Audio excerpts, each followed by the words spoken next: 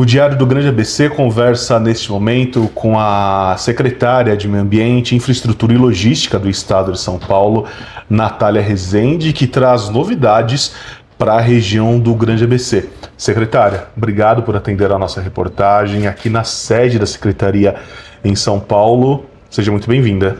Eu que agradeço demais a vinda de vocês aqui e o convite para participar de um programa que é tão importante para a região, para o estado de São Paulo também, e que eu fico muito feliz de estar aqui conversando com você. Então, sempre que precisar, portas abertas aqui da Secretaria. Nós que agradecemos, secretária. Vamos direto aqui às nossa primeira questão. Recentemente, no Palácio dos Bandeirantes, os prefeitos da região do Grande ABC, via consórcio intermunicipal, tiveram uma agenda com a senhora. Eles levaram alguns pleitos e a senhora, diante de uma determinação do governador, disse que a ideia do Estado é privilegiar projetos oriundos a partir de consórcios intermunicipais devido às questões limítrofes das cidades.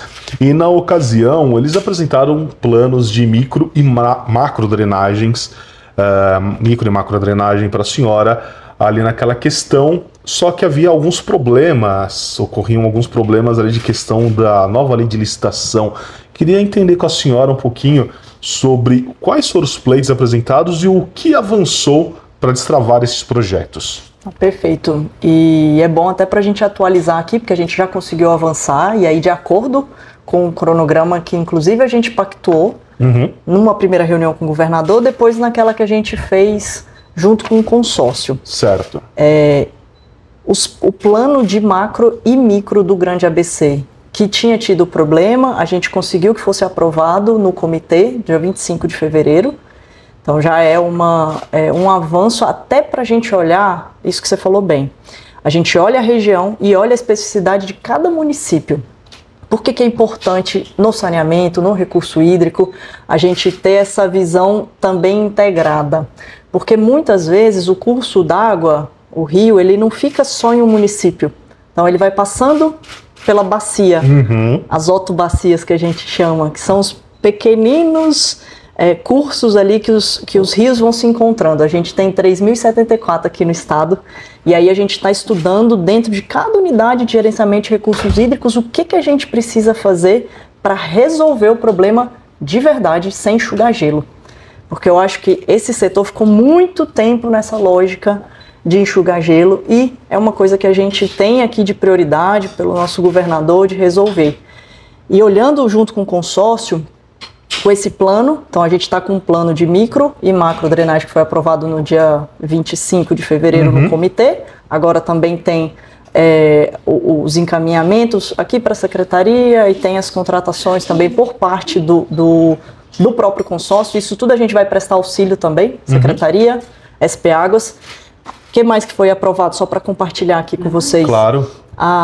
Um plano também específico de Mauá e outro também de geolocalização específico para Diadema. Então eram também projetos que já estavam sendo discutidos, que aí a gente acelerou para poder ter essa aprovação também agora e para seguir todo esse rumo, todo esse caminho, aliado às obras também que a gente está fazendo na região. A gente já executou, tirando o FEHIDRO, né? Sem contar o FEHIDRO, mais de 500 milhões ali na região e está com 1,5 bi em andamento, que inclui o reservatório que a gente vai visitar na sexta de novo em Jaboticabal. Se a senhora me permite, secretária, deixa eu só pontuar aqui. Avançaram as minutas apresentadas pelos prefeitos.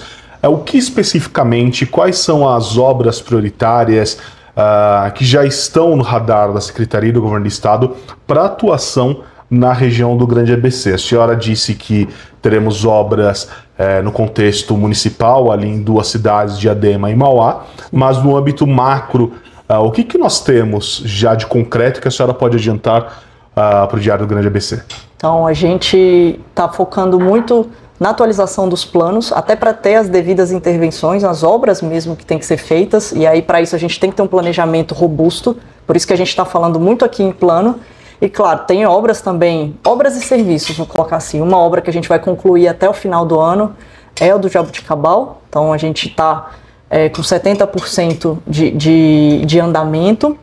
A gente vai chegar aí a 537 milhões de investimento, que dá ali 900 mil metros cúbicos, 360 piscinas olímpicas que a gente vai conseguir armazenar para ajudar muito a questão de resiliência hídrica das enchentes.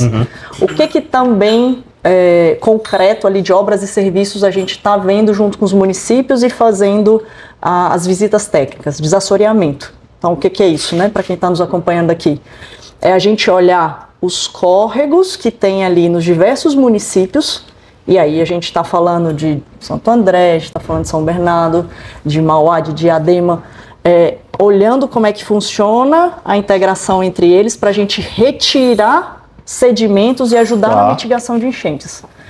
Diadema, por exemplo, a gente foi há 2 semanas lá fazer uma visita junto com a prefeitura, porque a gente vai priorizar os pontos mais críticos. Isso a gente está fazendo em conjunto, isso foi algo que a gente combinou junto com o consórcio. Que envolve, por exemplo, aquela região central entre a prefeitura e a estação da CPTM, também. Na linha férrea, que infelizmente quando chove alaga, envolve o que? Ali uma obra de um mini piscinão, canalização, o que envolve esta obra? Então, a gente está falando tanto obras de macro, que aí a gente já vem fazendo muito ao longo do tempo, se você olhar o DAE, agora SP Águas, então várias obras. O que é macro, né? Aqui para explicar também, são os piscinões, como Jabuticabal, como outros que a gente tem feito, não só no Grande ABC, a gente está chegando a 3 bi de investimento no estado aqui, principalmente região metropolitana, para a gente melhorar a resiliência hídrica. E tem os serviços de desassoreamento, obras-serviços de desassoreamento,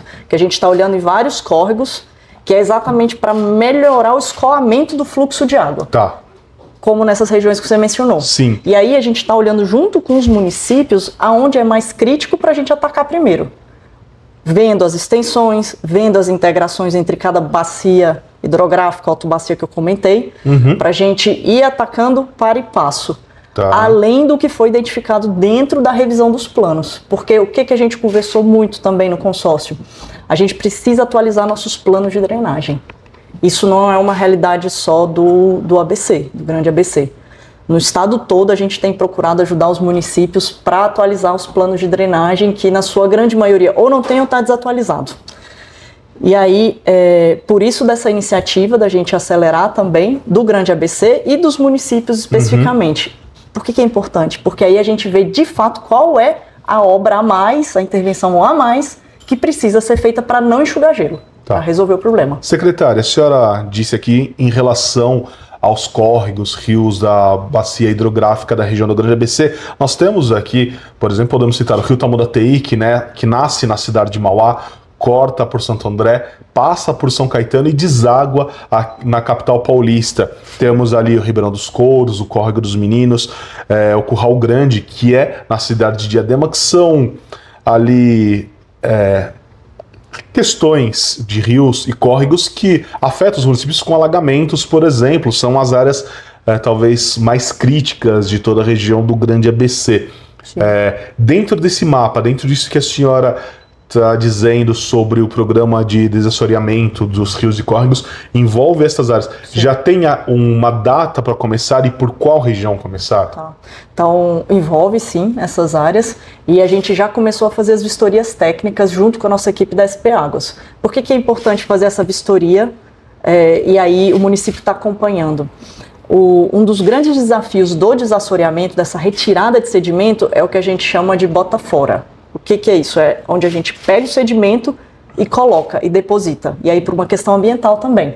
Então a gente está olhando junto com as prefeituras, primeiro, esses pontos dentro dessas regiões que você comentou bem, os pontos críticos e aonde que a gente vai retirar e colocar. Porque aí entra também questão de licenciamento, entra todo um cronograma a partir dessas vistorias que a gente já está fazendo. Nesses próximos 15 dias também a gente já marcou outras, em Santo André, São Bernardo, a gente está fazendo isso junto com as prefeituras, Diadema a gente já foi. São Paulo também, a gente está fazendo intervenções aqui, por exemplo, além do Jabuticabal que eu comentei, tem o Antonico, que deve ficar pronto em fevereiro do ano que vem, é o que também é um reservatório para ajudar o amortecimento, 118 milhões, a gente começou ano passado, tem uma parte que é nossa, outra parte da prefeitura. Por que essas obras são importantes? Fazer de uma forma integrada com essa visão que a gente está trazendo no consórcio. Exatamente pelo que você falou, que os cursos d'água, eles vão se juntando e eles, por exemplo, vão parar no Tietê.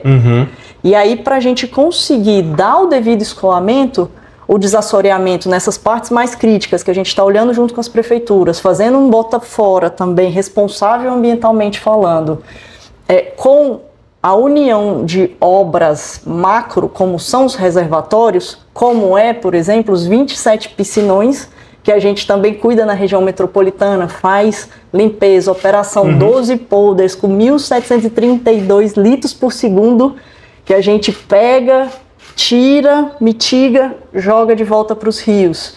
Isso tudo a gente tem feito integrado e é por isso que a gente também tem falado, além dos municípios, com os consórcios regionais. Certo. Secretária, é claro, eu morei por muitos anos muito próximo à várzea do rio Tamandatei, na cidade de São Caetano, e pelo que eu me lembro, o rio Tamandatei ele não passa por um processo de desassoreamento ou aprofundamento de calha há alguns bons anos, eu me arrisco aqui a dizer há cerca de 2 décadas, por exemplo.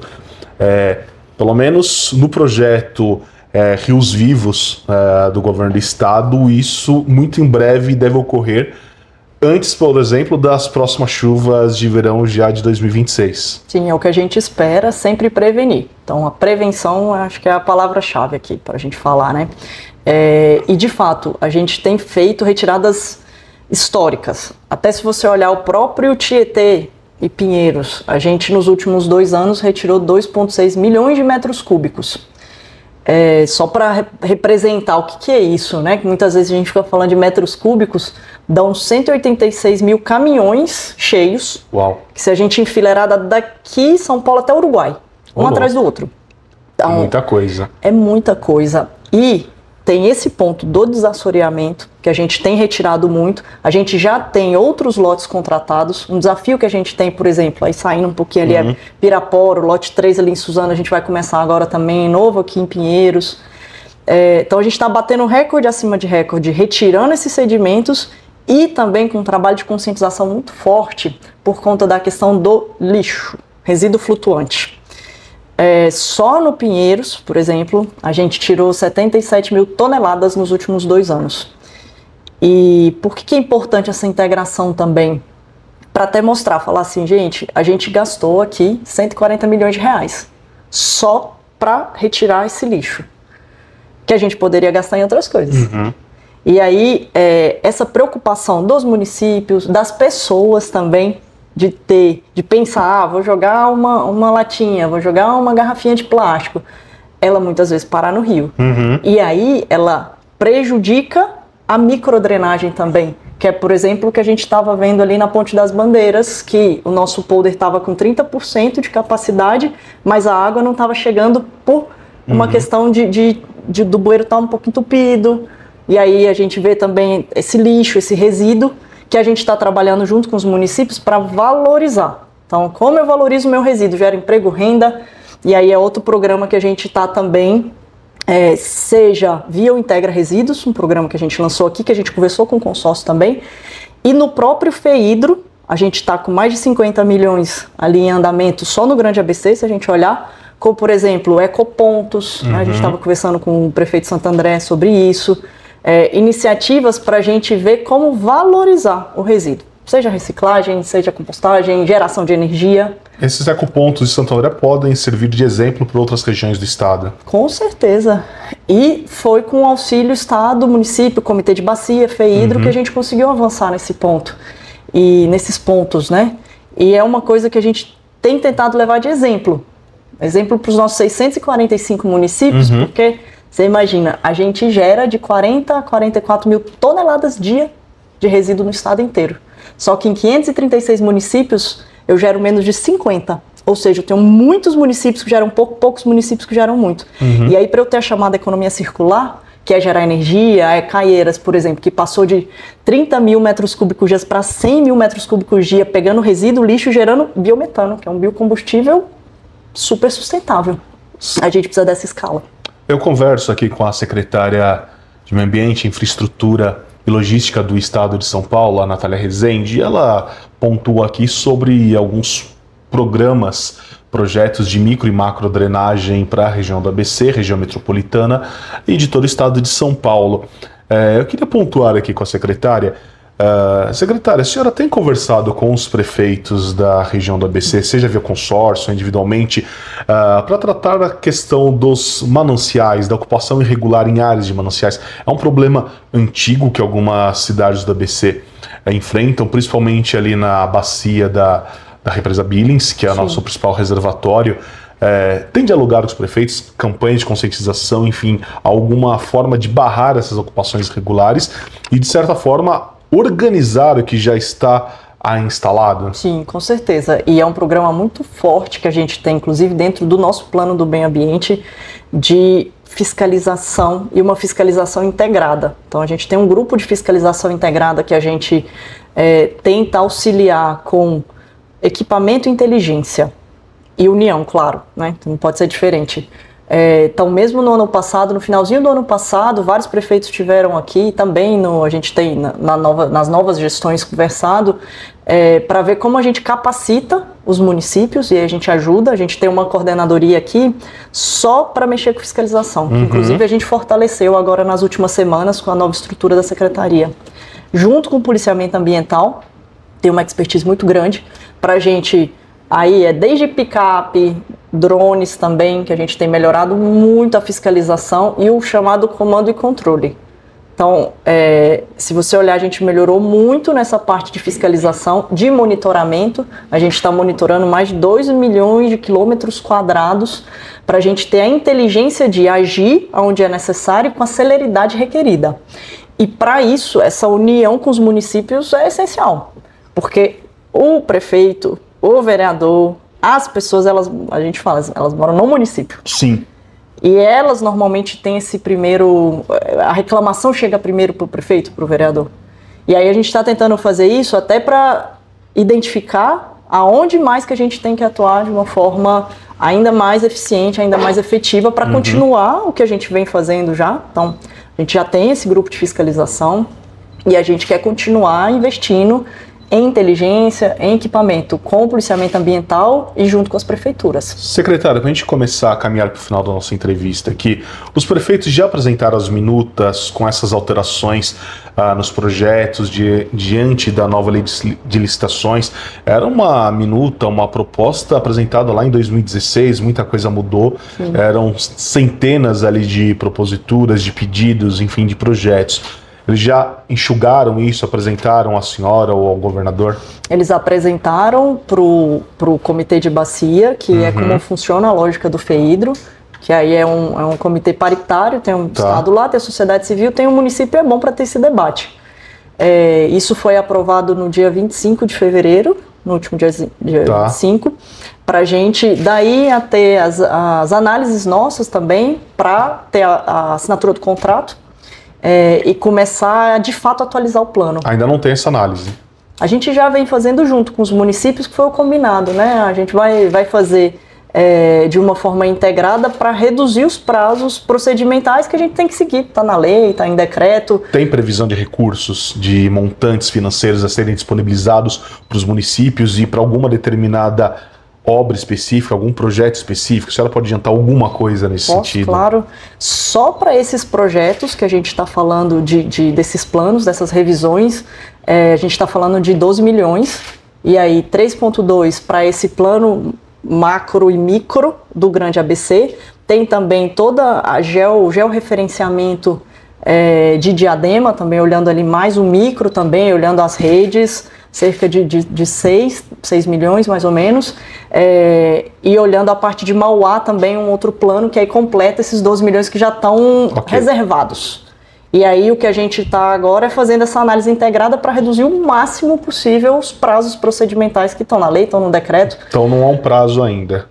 Tá, a gente já aprovou. Mas assim, para esse dinheiro está disponível para a execução desses projetos? O dinheiro já está disponível, já está reservado, está na lei orçamentária.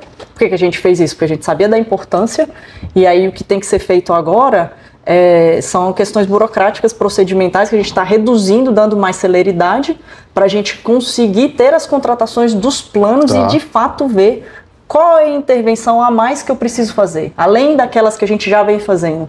Além do Jaboticabal, além do Antonico, além desses piscinões que eu comentei, além do desassoreamento que a gente já vai começar a fazer junto com os municípios. Então, além disso, quais são as obras pensando não só ano que vem, mas pensando daqui 5, 10, 15, 20 anos. Todos os nossos planos aqui de resiliência hídrica, a gente está vendo um horizonte de até 2050. Por quê? Porque o nosso plano de ação climática tem esse horizonte. Tudo a gente está fazendo casado. Então, a gente está, por exemplo, com o Banco Mundial, estudando a resiliência hídrica do estado inteiro. E isso inclui o Grande ABC, isso inclui todas as bacias, todos os rios, que aí a gente vai compondo nessa análise integrada que a gente já começou a fazer. Perfeito. Para concluir agora aqui, secretária, senão a assessoria me puxa a orelha, queria só pontuar aqui com a senhora. Sexta-feira nós temos, então, novidades do Piscinão Jaboticabal. A senhora estará presente numa vistoria técnica, 70% das obras já executadas. Prazo para dezembro. É possível antecipar esse prazo? O que temos de novidades sobre o Jaboticabal? Bom, a gente vai lá sexta-feira, uma obra, não preciso nem falar da importância. Quando a gente chegou, tinham alguns problemas contratuais que de pronto, sabendo da relevância, o nosso governador já falando, a gente foi atrás para ver licenciamento ambiental, questão de desapropriação, tudo que precisava fazer para dar celeridade e puxar ao máximo os prazos. Então, foi isso que a gente fez desde o início. E é isso, uma obra grande, 537 milhões, que chega junto com desapropriação, 360 piscinas olímpicas ali, né, que vai conseguir armazenar essa água da chuva, também com bombeamentos que a gente coloca ali ao longo do piscinão para ajudar nessa vazão, e que a gente espera até dezembro, sim, concluir de fato essa obra que é histórica. E aí é isso que a gente está falando. As obras, os serviços que a gente já tem no radar, que a gente já tem tudo mapeado, a gente está fazendo. Então a gente está fazendo tudo. Desassoreamento, obra. Agora a gente sabe que a mudança climática é um desafio. E aí a gente precisa se preparar não para agora só, mas para daqui vários e vários anos. Prevenção, né? Eu acho que é isso, é atuar na prevenção. Por isso que a gente está falando da revisão dos planos também, para atualizar, para deixar tudo direitinho, onde que eu tenho que fazer daqui 2, 3, 4, 5, 10 anos. Então, o plano do Estado é esse, é fazer tudo de uma forma bem concatenada, integrada e ficar em cima para as coisas saírem no cronograma e saírem. Então, por isso que a gente vai lá sexta também, e aí a participação do consórcio, dos municípios, de parlamentares da região, de vocês, assim espero, já fica o convite aqui também. Estaremos lá. Porque é controle social de todos os lados para a gente concluir a obra e concluir tudo que for necessário para melhorar a resiliência hídrica do nosso Grande ABC. Secretária, antes de encerrar a nossa entrevista, uma última pergunta. É um assunto um pouco mais delicado, mas a senhora tem propriedade para responder. O ano passado, ou melhor, em 2023, 2024, passado e retrasado, o governador Tarcísio de Freitas promoveu algumas privatizações. A primeira delas do estado foi da EMAI. E recentemente o Diário publicou que teve um problema com a questão da balsa, que precisou ser retirada para manutenção. Isso causou transtornos para o pessoal ali da região do pós-balsa. Os moradores ficam preocupados, porque uma manutenção ela deve sim ocorrer para garantir a segurança daquele equipamento. No entanto, a senhora, a secretaria e o Estado já conversaram com a empresa para mitigar problemas futuros em relação a se todos os transtornos relatados pelos moradores daquela região de São Bernardo já foram resolvidos. Sim, então a gente sempre está em contato constante. É importante a gente explicar ali qual a lógica de privatizações e boas regulações. Inclusive da Sabesp. Inclusive da Sabesp também, que se a gente não tivesse feito, poderia acarretar numa perda de infraestrutura compartilhada, aumento de tarifa, perda do subsídio que a gente tem construído ao longo de 50 anos, por conta de um novo cenário que foi posto aí do novo marco de saneamento. Então, tudo a gente analisa o que é melhor para as pessoas. Como a gente presta melhor esse serviço? Se a gente olhar a EMAI era uma infraestrutura, um resquício que ficou do setor elétrico, praticamente todo privatizado, no setor de produção de energia, porque teve o que a gente chama de unbundling, que é isso, né? Uma desverticalização do setor de energia, que você tem geração, transmissão e distribuição. E aí a EMAI estava aqui com uma eficiência que a gente viu que poderia melhorar muito com a privatização. Quando a gente estava fazendo a privatização da EMAI, foi muito bem sucedida, teve ali uma série de investimentos que a gente já está vendo sendo anunciados. A gente viu a questão da balsa, e aí a gente está atuando em duas frentes. Uma primeira frente que sempre ter esse diálogo, sempre regular o que for necessário da EMAI para poder prestar o serviço adequado. Na parte de balsa, você tem que fazer essas retiradas, isso a gente faz também nas nossas que a gente cuida, nas travessias litorâneas, por conta de segurança. Então é um requisito da Marinha, você tem que renovar a CSN, uma documentação. Eles tiveram cuidado de retirar, colocar uma menor ali para mitigar o necessário, já voltaram com a balsa reformada para tentar diminuir o máximo, que a gente sabe que é um transtorno. E a gente tem conversado muito com a prefeitura também para ver a questão de trânsito, para a questão das filas, enfim, que é uma coisa que aí a gente tenta sempre auxiliar. O que em paralelo a gente está fazendo, tá? Até para compartilhar aqui. Para melhorar a eficiência das travessias no estado de São Paulo, a gente está fazendo uma parceria público-privada, olhando as litorâneas, olhando a da EMAI de Paraibuna, para a gente conseguir colocar mais investimento, 1,2 bi que está previsto aí, um contrato de 20 anos, com uma regulação forte. Nas principais, a gente está vendo, inclusive, de trocar por balsas elétricas nos 6 primeiros anos, para a gente ter mais sustentabilidade e melhoria de operação. E aí a gente colocou também nessa modelagem, que já teve consulta pública, audiência, a gente deve publicar no segundo trimestre o edital, para também trazer essa melhoria para quem é ali da região. Não só olhando as litorâneas, mas também as que estão ali na EMAI. Então a gente está atuando nessas duas frentes, está lá previsto quando a gente fez a privatização. Aumentar o número de balsas, por exemplo? A gente está colocando muito como critério redução de filas, porque aí a gente consegue, com um contrato mais robusto, ter indicadores de desempenho para poder estimular não ter fila. E aí você tem que disponibilizar a capacidade que for necessária para isso. Porque é um problema que a gente tem hoje no estado, não só lá. A gente tem Ilhabela São Sebastião, tem o Santos Guarujá.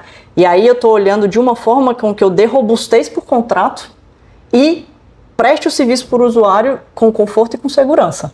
E para isso a questão das filas entrou como um indicador para a gente reduzir o máximo e não ter. E aí a capacidade ela vai ter que prestar e vai ser remunerada também pelo Estado. Vai ter um aporte muito forte do Estado para a gente conseguir ter essa modelagem toda, porque é um sistema deficitário. Em relação às queixas da Sabesp, que foi privatizada... Bom, vamos lá. Então, a Sabesp é uma empresa que tinha 50% do Estado, a gente reduziu para 18% para também dar mais eficiência e resolver problemas históricos que já estão aí há muito tempo também.